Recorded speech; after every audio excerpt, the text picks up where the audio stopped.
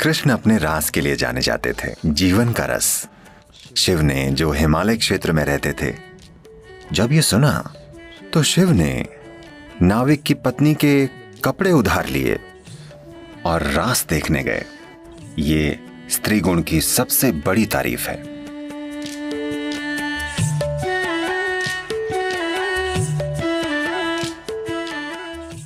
आज का दिन खास है। आज कृष्ण जन्माष्टमी है। कृष्ण के बारे में दुनिया में कई गलतफहमियां हैं, पर हमें यह समझना होगा कि उन्होंने 6 साल की उम्र तक ही मक्खन चुराया था, या शायद 8 साल की उम्र तक ही। 16 की उम्र में जब उनके गुरु संदीपनी ने उन्हें याद दिलाया कि उनके जीवन का उद्देश्य क्या है, तो वो तुरंत वृंदावन से चले गए और कभी वापस नहीं आए। वो कभी भी अपने रिश्तेदारों या वहां की लड़कियों या लड़कों से मिलने उस इलाके में कभी नहीं गए। सब वहीं खत्म हो गया। 16 की उम्र में वो चले गए। जब वो जा रहे थे, आज राधे कृष्ण कहा जाता है। कृष्ण से पहले राधे आती हैं, क्योंकि उनका प्रेम, उनकी अंतरंगता और उनका रोमांस पूरे भारत की संस्कृति में, पूरे उपमहाद्वीप की संस्कृति में कुछ इस तरह समा गए कि हम कृष्ण राधे नहीं कहते, हम कहते हैं राधे कृष्ण।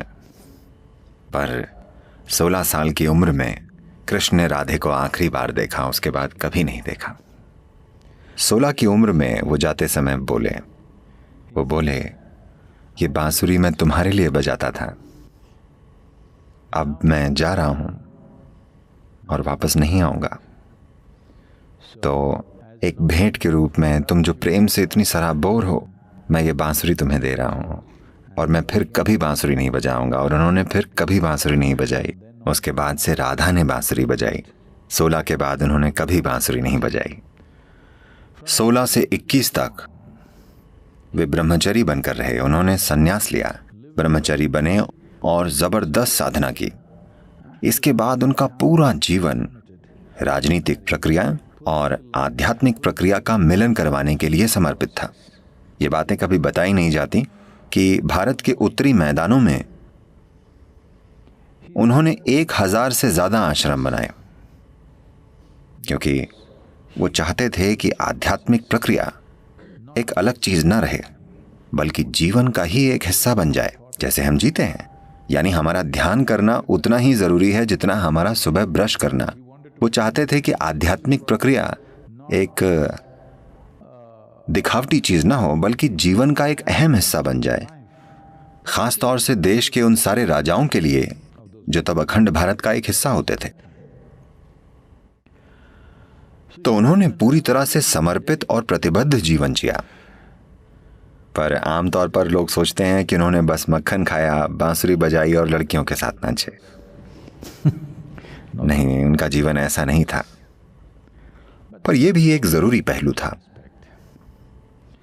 एक बड़ी सुंदर कहानी है। आज कृष्ण जन्माष्टमी है, तो मुझे यह कहानी सुनानी चाहिए। कृष्ण अपने रास के लिए जाने जाते थे। The word ras literally means juice. रास शब्द का मतलब है रस। ज्यादातर लोगों के जीवन में सबसे बड़ी समस्या यह है कि उनमें रस नहीं है, बल्कि हार्मोन है। उनमें जीवन का रस नहीं है, यानी जीवन ही नहीं है, जीवन की तीव्रता नहीं है। तो रास यानी जीवन का रस, शरीर का नहीं बल्कि जीवन का। क्योंकि शरीर के रस कम ज्यादा होते रहते हैं, वो समय समय पर बदलते रहते हैं। पर वो बात कर रहे हैं जीवन के रस की। तो पूर्णिमा की रात के नृत्य को रास कहते थे, क्योंकि वो जीवन के रस से भरा हुआ होता था। This is not a hormonal party in the night. वो रात की हार्मोनल पार्टी नहीं होती थी, न तो वो शराबियों की पार्टी थी, वो कामुक लोगों की पार्टी नहीं थी। ये उनकी पार्टी होती थी जो जीवन के आनंद से भरपूर थे। तो उसे रास कहा जाता था। ये रास मशहूर हो गया। जिन्होंने उनमें हिस्सा लिया या देखा, उनकी वजह से रास की बातें फैलने लगी। शिव ने, जो हिमालय क्षेत्र में रहते थे, इसके बारे में सुना कि यमुना के तटों पर कुछ अद्भुत हो रहा है, तो वो देखना चाहते थे। क्योंकि वो रास करने वालों में से नहीं है, वो तांडव करते हैं। आंखें बंद हों तो उन्हें आसपास का कुछ पता ही नहीं होता। वो नाचते हैं तो उनके आसपास कोई नहीं होता, ना आदमी ना औरत। वो वहां हो ही नहीं सकते, वो ऐसा नाचते हैं। तो जब उन्होंने इस नए नृत्य के बारे में सुना जहां रस बह रहा है, तो वो देखना चाहते थे। वो यमुना के तट पर पहुंचे और वो नदी पार करना चाहते थे। एक नाविक ने, जो वहीं मौजूद था, उसने देखा, क्योंकि शिव एक पुरुष हैं। शायद नहीं, शिव ही धरती के सबसे फिट देव हैं। हाँ? योग विद्या में, योग संस्कृति में कहते हैं कि वो 9 फीट लंबे थे। इसकी वजह यह है कि जब वे नीचे दक्षिण की ओर आए, दक्षिण भारत में, तो कहते हैं कि वो एक औसत औरत से 2 गुने लंबे थे। तो आमतौर पर उस समय दक्षिण भारत में औरतों का कद 4.5 से 5 फुट के बीच था। तो ये माना जाता है कि वो 8.5 से 9 फुट के बीच थे। तो वे एक पुरुष हैं, पूरे पुरुष, परम पुरुष। तो नाविक उन्हें देखकर बोला, आप बहुत ज्यादा ही पुरुष हैं, आप रास में ऐसे नहीं जा सकते। वहां बस एक ही पुरुष है, सिर्फ एक। वहां कृष्ण ही पुरुष हैं। इस तरह का आदमी वहां नहीं जा सकता। शिव बोले, तो अब मैं क्या करूं? वो बोला, कम से कम औरतों के कपड़े पहनकर जाइए। वो बोले, क्या मैं औरतों के कपड़े पहनकर जाऊं? वो बोला, वरना आप रास में नहीं जा सकते। तब वो बोले, अब मुझे औरतों के कपड़े कहां मिलेंगे? तब वो नाविक बोला, मैं अपनी पत्नी से कहता हूं, वो आपको अपने कपड़े दे देगी, आप उन्हें पहने और जाएं। रास में सही तरीके से हिस्सा लीजिए, एक स्त्री गुण की तरह, न कि पुरुष गुण की तरह। तो शिव ने नाविक की पत्नी के कपड़े उधार लेने का फैसला किया, जो उसने पहने हुए थे। मेरा मतलब, वो एक गरीब परिवार था। शिव ने देखा कि ये दूसरे जोड़ी कपड़े भी नहीं है। उसने वो कपड़े पहनने के लिए कहा था जो उस स्त्री ने पहने हुए थे।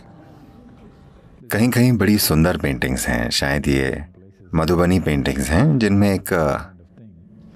इनमें एक स्त्री का हाथ दरवाजे से बाहर है और शिव ऐसे कपड़े ले रहे हैं और रास में जाते हैं। ये कहानी कृष्ण के गुणगान करते हुए हमें ये बताती है कि अगर आपको रास को जानना है तो आपको स्त्री गुण को जानना होगा, नहीं तो आप रास नहीं जान पाएंगे। ये प्रकृति, ये स्त्री गुण की सबसे बड़ी तारीफ है, समझे आप?